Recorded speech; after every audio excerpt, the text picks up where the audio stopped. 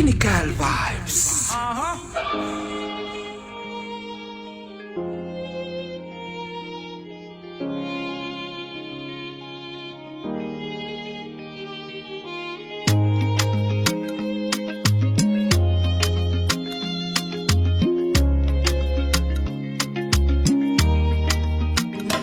Sampanan lalana manomboka eto e nitsika tsy anjary anao aza misento e fantamy fandalovane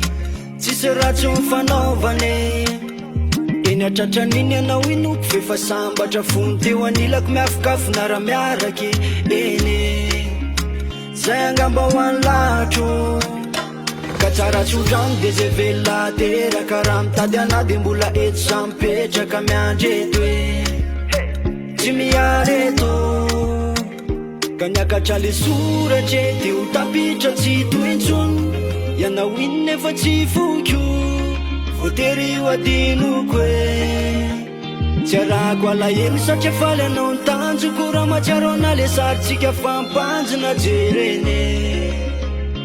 fino fa tsy anjarako fa le tsika avalone le fitiavako nangatsikako ny fone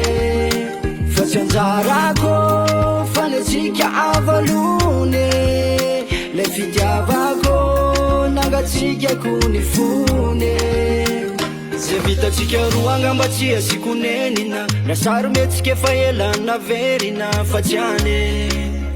efa mivadika le peje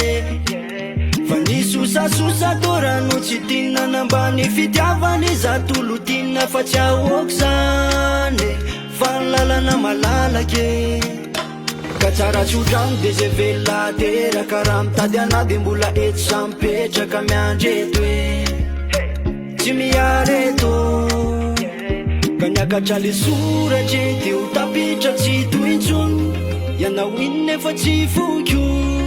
voatery ho adinoko e tsy arahako alahelo satria faly anao ny tanjoko raha matsiaro ana le saritsika fampanjina jereny fino